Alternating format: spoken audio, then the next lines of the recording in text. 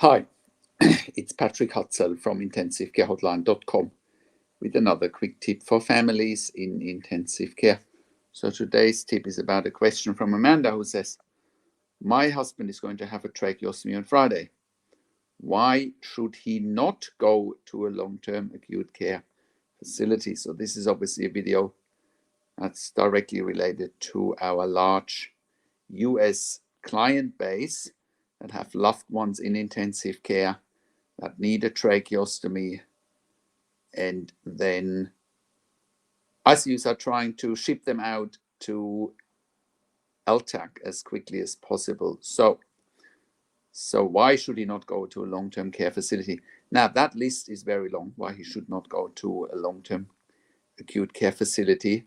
There's really nothing where it says he should go to a long-term acute care facility. There are not enough pros to weigh up the cons for going to an LTAC facility, but I'll break it all down for you in a minute. But before I break it all down, I do want to say, Amanda, why does your husband need a tracheostomy in the first place?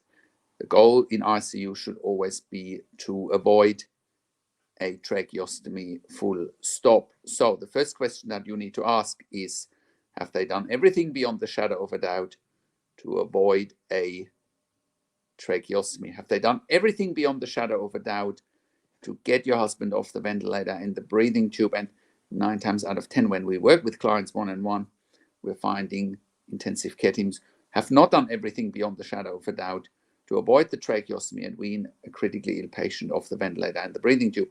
And the simple reason for that, it's almost like LTACs nowadays are like a safety net. Well, let's not try too hard because we can always send a patient to LTAC. Well, the good news is if you have come to intensivecarehotline.com, we educate you that LTACs are a big disaster areas and a big disaster area. And you know, you probably haven't even thought about that, he may not need a tracheostomy in the first place.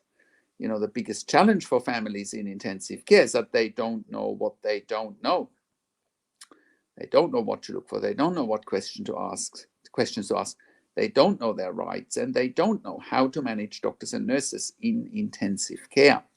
And that is the challenge that you are facing here, Amanda, clearly. So why should your husband not go to an LTAC facility? Well, number one, look up LTAC reviews online. That speaks louder than anything. Look up the LTAC reviews online. That's number one. Number two, the ICU needs the ICU beds very, very quickly. It's often quicker for an ICU to do a tracheostomy rather than and send patients out rather than working on avoiding a tracheostomy and extubating your husband and taking out the breathing tube, because can be a little bit of an art rather than a science. It depends on your husband's condition. You haven't shared your husband's condition. Your question is very general here, right? And there might be a situation, because you haven't shared it, that a tracheostomy is inevitable. Your husband, God forbid, he might have a spinal injury, he might have motor neuron disease, he might have some other condition that forces him to have a tracheostomy. So I don't know, but again, that is also why families in intensive care need to do research from day one, because otherwise your questions are very generic. The devil in intensive care is in the detail. I've worked in intensive care for over 20 years in 3 different countries. So, I know all the details that happen at the bedside, trach or no trach. Okay. So let's keep focusing why your loved one should not go to LTAC. Well, the next reason is there are no critical care trained nurses in LTAC, right? Your husband will be going from 1-to-1 nurse to patient ratio in intensive care to 1-to-4, 1-to-5 overnight, 1-to-10 nurse to patient ratio. That's dangerous. It's unsafe. And many times when we work with families who have a loved one in LTAC, they're bouncing back to ICU very, very quickly. Pretty much all of our predictions come true very, very quickly, because we have seen many times that patients go to LTAC way too early. Not that I advocate for LTAC in any circumstances, and then they bounce back into ICU very quickly. And you know what happens then, Amanda?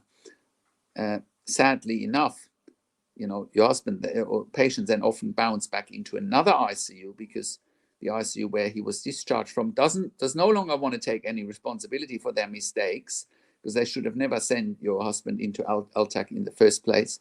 And number two, the beds are gone. Once a patient leaves the ICU, it doesn't take very long for that bed to be occupied again. So picture this: your husband is in ICU, critically ill, probably as close to death as he would ever be. He's extremely vulnerable. He's going to LTAC, and then he's going to another ICU. That means he's in 3 places within no time. That is, in my mind, the very definition of insanity, right? Your husband is as vulnerable as he's ever been, and then he's at risk of going through to 3 different places in no time on life support. Picture that. So that in and of itself is enough reason for your husband not to go to LTAC. Next, there's usually not a doctor on site, let alone an intensivist or an ICU consultant or an ICU specialist. There might be a pulmonologist coming in once a day, right? Coming in once a day, if at all, and no one is taking ownership of weaning your husband off the ventilator and removing the trach. Next, there's often a time limit in LTAC. So if your husband doesn't come off the ventilator within the next 30 days, then the next step is to ship him to a nursing home. Whereas LTACs in reality are just a slightly better version of a nursing home anyway, right? So you got to think ahead, and you got to be one step ahead. But thankfully here, we can help you, or we are helping you to be one step ahead, right? Next, LTACs over-promise and under-deliver, right? We see it so many times. The ICU will promise you, yeah, LTACs are the specialists in weaning patients off the ventilator. Again, please look up online reviews, look up our case studies. LTACs are anything but, right? So how to stop your husband going to LTAC? Well, it's simple. It is really simple for your husband not to go to LTAC and be weaned off the ventilator in ICU, which is where all the resources, all the knowledge, all the skills are there. So, simple steps. A, hospitals cannot discharge patients without patient or power of attorney consent. Enough has been written about it, enough has been documented about it. It's crystal clear that hospitals can't send patients without patient or family consent. That's illegal. That's number one. Here is another tip, though. You are asking why your husband is going to be having a tracheostomy on Friday.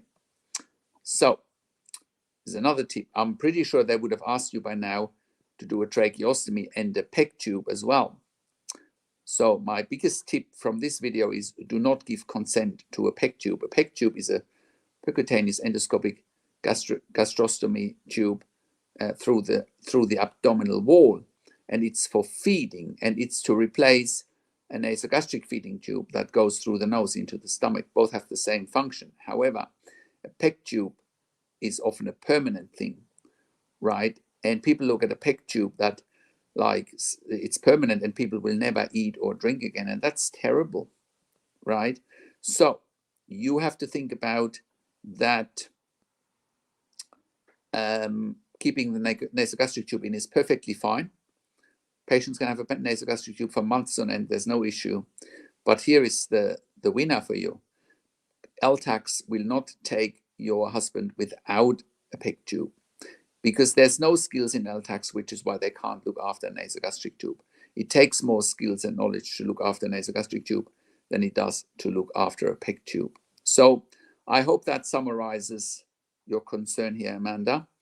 If you have a loved one in intensive care, go to intensivecarehotline.com and call us on one of the numbers on the top of our website, or simply send us an email to support@intensivecarehotline.com with your questions. Also, have a look at our membership for families in intensive care at intensivecaresupport.org. There you have access to me and my team 24 hours a day in a membership area and via email. and we answer all questions intensive care and intensive care at home related. I also offer one-on-one consulting and advocacy for families in intensive care via over the phone, via Zoom, via Skype, via WhatsApp, whichever medium works best for you. I can represent you in family meetings with the intensive care team, getting real outcomes.